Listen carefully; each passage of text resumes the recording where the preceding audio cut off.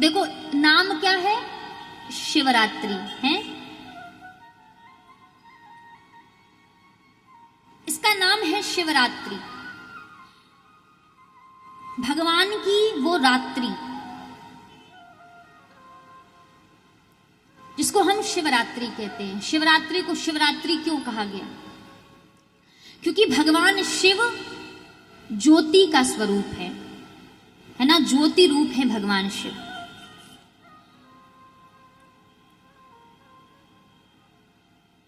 और रात्रि में क्या होता है, क्या होता है? अंधकार। तो उस अंधकार में जो प्रकाश भरता है वो कौन है? शिव है। क्योंकि शिव है ज्योति, शिव है प्रकाश, इसलिए शिवरात्रि को कहा गया, इसलिए शिवरात्रि को कहा गया कि ये शिवरात्रि है। क्योंकि महाराज शिव है ज्योति स्वरूप और रात्रि में शिव प्रकाश का कार्य करते हैं, इसलिए शिवरात्रि समनास्ति, शिवरात्रि के जैसा कोई और पर्व नहीं है। इस प्रकार हम सभी बहुत सुंदर सी कथा श्रवण कर रहे हैं। अब एक छोटी सी कथा और सुनेंगे कि भगवान शिव अपने मस्तक पर चंद्रमा क्यों धारण करते हैं। दक्ष ने चंद्रमा को श्राप दिया था।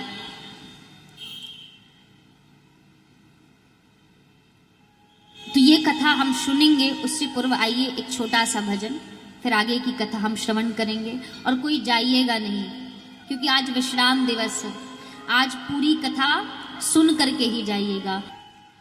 तो आइए उसके पूर्व एक छोटा सा भजन, फिर आगे की कथा हम श्रवण करेंगे।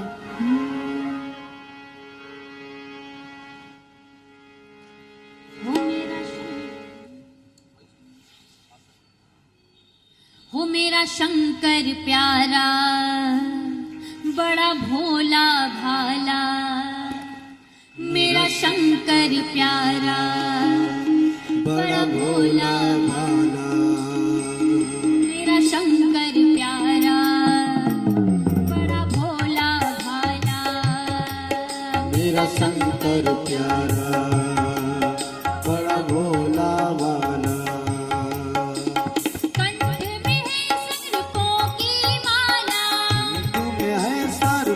की माला, कंठ में है सर्पों की माला, बजाने वाला मेरा शंकर प्यारा, मेरा शंकर प्यारा, अबाला, मेरा शंकर प्यारा, बड़ा भोला भाला।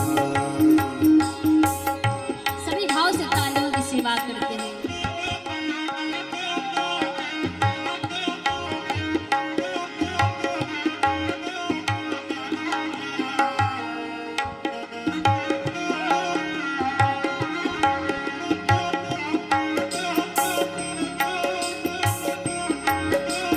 जय हो।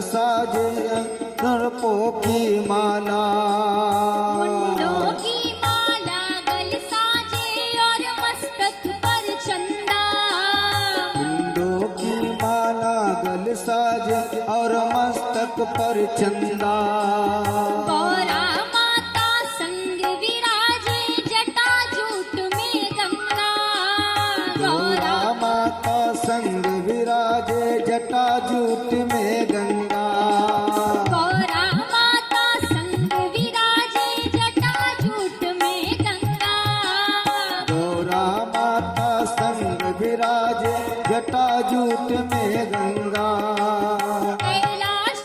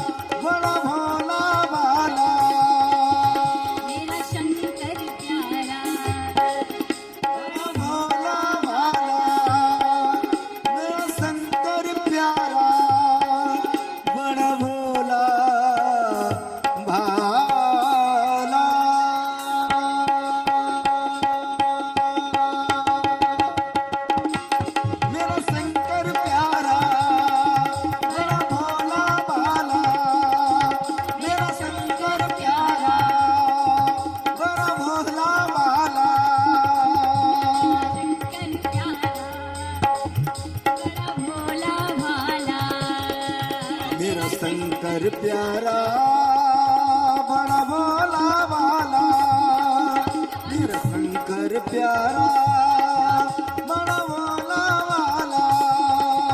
मेरा शंकर प्यारा जय हो बड़ा भोला भाला, मेरा शंकर प्यारा बड़ा भोला भाला, मेरा शंकर प्यारा बड़ा भोला भाला, मेरा शंकर प्यारा बड़ा भोला भाला, मेरा शंकर प्यारा बड़ा भोला भाला, मेरा शंकर प्यारा बड़ा भोला भाला।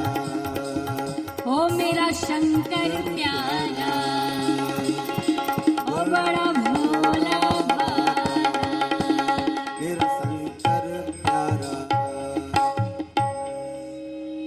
मेरा शंकर प्यारा बड़ा भोला भाला।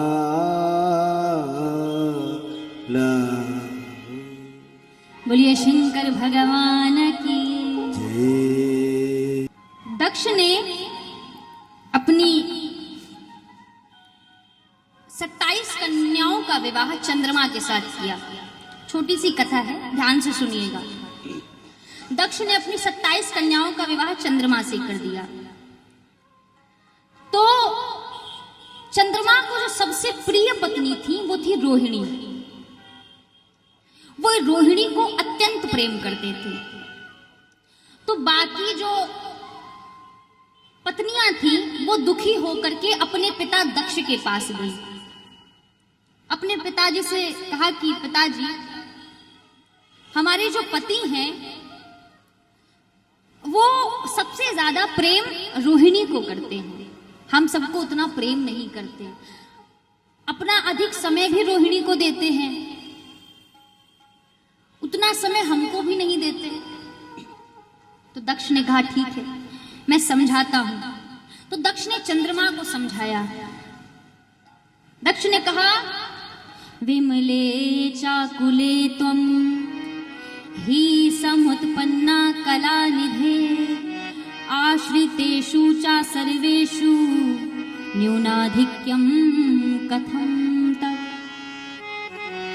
दक्ष ने कहा, हे चंद्रमा, आप उत्तम कुल में जन्मे हैं, आपको समान व्यवहार करना चाहिए सभी पत्नियों के साथ, है ना। ऐसा नहीं करना चाहिए कि केवल रोहिणी को आप ज्यादा प्रेम करें और बाकी सब अपनी पत्नियों को प्रेम ना करें। सबको प्रेम करना चाहिए क्योंकि आपके लिए सब बराबर है। तो दक्ष ने इस प्रकार चंद्रमा को समझाया। दक्ष को लगा कि चंद्रमा समझ गए होंगे। दक्ष समझा करके वापस आ गए, लेकिन यहां चंद्रमा अभी भी नहीं समझी। अभी भी वो अपना अत्यधिक समय रोहिणी को देते, रोहिणी से ही प्रेम करते। तो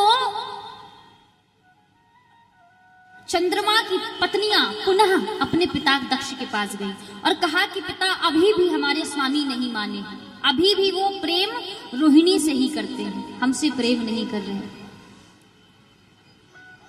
जब दक्ष ने सुना कि समझाने के बाद भी चंद्रमा को नहीं समझ में आया, तो महाराज दक्ष ने चंद्रमा को श्राप दे दिया।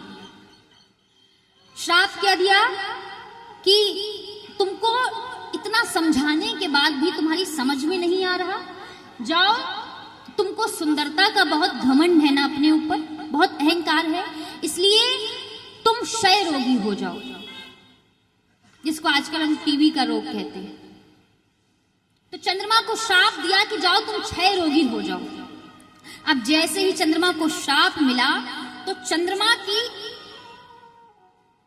कला क्षीण होने लगी, चंद्रमा की शक्ति क्षीण होने लगी। अब जैसे ही चंद्रमा की शक्ति क्षीण होने लगी तो हाहाकार मचने लगा। सभी देवता ब्रह्मा जी के साथ, सभी देवता पहुंचे ब्रह्मा जी के पास, ब्रह्मलोक। सभी देवताओं ने ब्रह्मा जी से कहा कि प्रभु कुछ करिए, ऐसे प्रकृति का संतुलन बिगड़ जाएगा, हम सबको इस दुख से बाहर निकालिए, इस दुख से उबारिए। तो ब्रह्मा जी ने कहा कि देखो, चंद्रमा ने अपराध किया है, इतना समझाने के बाद भी चंद्रमा को समझ में नहीं आया, है ना। मैं कुछ नहीं कर सकता हूं, मैं केवल उपाय बता सकता हूं। क्या? कि आप सभी देवता चंद्रमा को लेकर के प्रभास क्षेत्र में जाइए, वहां पर जाकर के चंद्रमा यदि भगवान शिव की आराधना करे तो शिव ही इनका कल्याण कर सकते हैं। तो सभी देवता चंद्रमा को लेकर के प्रभास क्षेत्र में आए हैं। प्रभास क्षेत्र में आकर के कहा कि आप यहां पर रह करके भगवान शिव का ध्यान करिए, भगवान शिव की आराधना करिए। देवता चंद्रमा को वहां छोड़ करके वापस आ गए। अब चंद्रमा ने महाराज यहां पर 6 मास तक भगवान शिव की आराधना करी।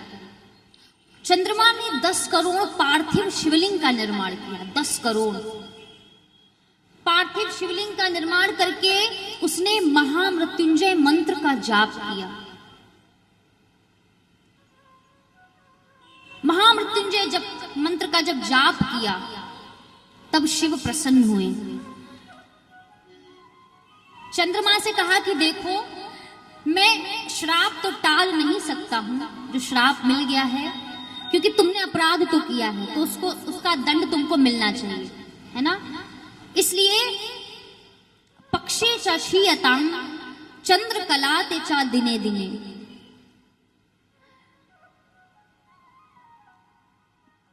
एक पक्ष में तुम्हारी कला घटेगी और दूसरे पक्ष में तुम्हारी कला निरंतर बढ़ेगी।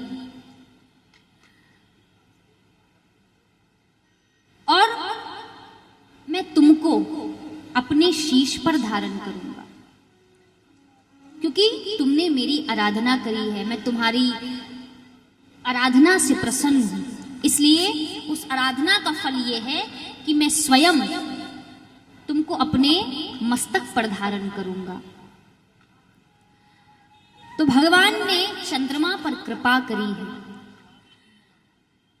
भगवान शिव अपने शीश पर चंद्र धारण करते हैं, जिसके कारण उनका नाम है भालचंद्र। क्या नाम है? भालचंद्र। भालचंद्र का अर्थ है अपने शीश पर चंद्रमा धारण करने वाला। चंद्रमा प्रतीक है शीतलता का। चंद्रमा अपनी किरणों से सबको शीतलता प्रदान करता है। भगवान शिव अपने मस्तक पर चंद्रमा धारण करके यह सिखाते हैं कि हमेशा अपने दिमाग को शांत रखो। कितनी भी विषम परिस्थिति आ जावे, कितनी भी कठिन परिस्थिति आ जावे, अपने मन को, अपने दिमाग को शांत रखो।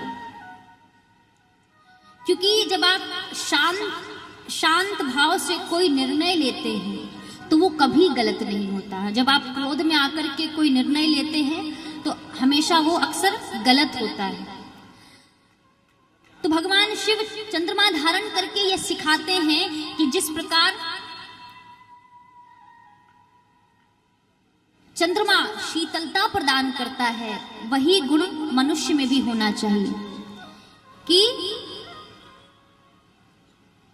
सबको शीतलता प्रदान करे, है ना। सबके साथ अच्छा व्यवहार करे।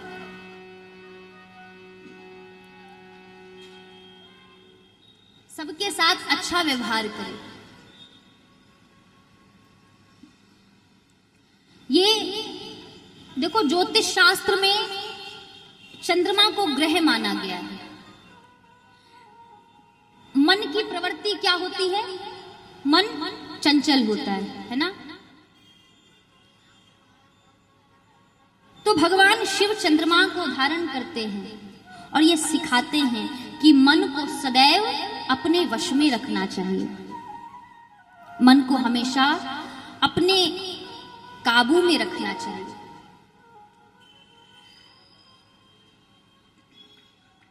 तो इस प्रकार भगवान शिव चंद्रमा पर कृपा करते हैं। चंद्रमा ने भगवान शिव को महामृत्युंजय के जाप से प्रसन्न किया। इसलिए जिनके जीवन में असाध्य रोग हैं, जो असाध्य रोगी हैं, कहते हैं महामृत्युंजय में इतनी सामर्थ्य है कि अगर कोई व्यक्ति अपने प्राण त्याग रहा हो, उस समय भी अगर उसके कान में महामृत्युंजय का मंत्र पढ़ा जाए तो उसके अंदर चेतना आ जाती है। इतनी शक्ति है महामृत्युंजय जाप में। ओम त्र्यंबकम यजामहे सुगंधिम पुष्टिवर्धनम उर्वारुकमिव बंधनात् मृत्युर्मोक्षीय मामृतात्। जो जन्म मृत्यु के बंधनों से मुक्त कर देते हैं वो शिव है।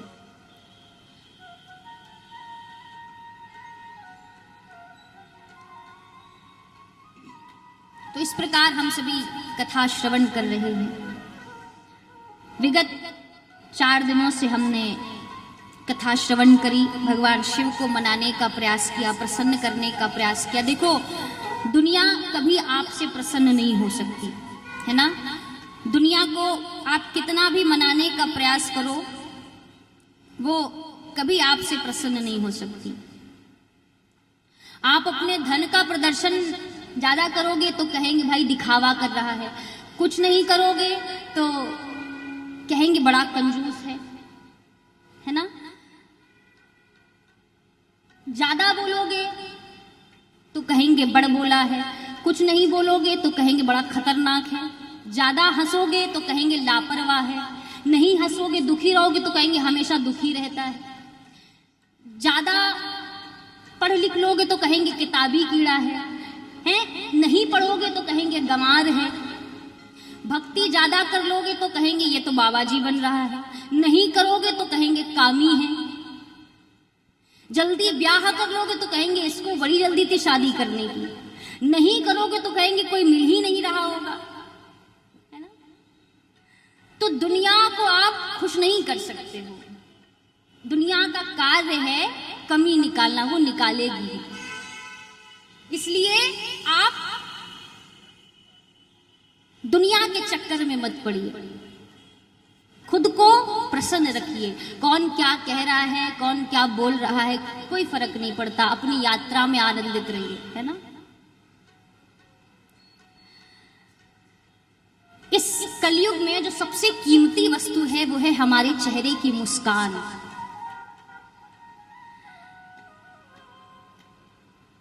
इसलिए प्रयास करिए कि वो कभी खत्म ना हो। जब हम स्वयं प्रसन्न रहेंगे तो हम सामने वाले को भी प्रसन्न कर पाएंगे। भाई जो चीज हमारे पास होगी वही तो हम सामने वाले को दे पाएंगे, है ना। जैसे कृष्ण का एक स्वभाव है आनंद का, सच्चिदानंद रूपाय। उनका स्वभाव क्या है? आनंद का।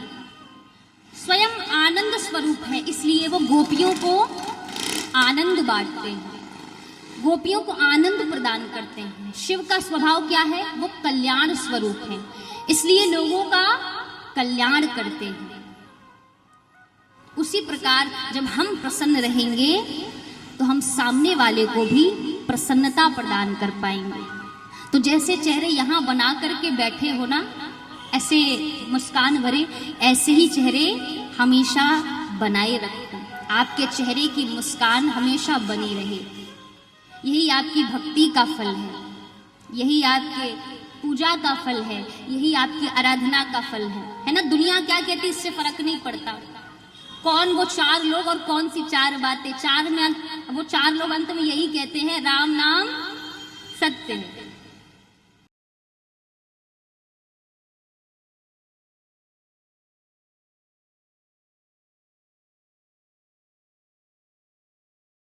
आनंद टीवी से जुड़ने के लिए आप हमें व्हाट्सएप करें 9277395752 पर।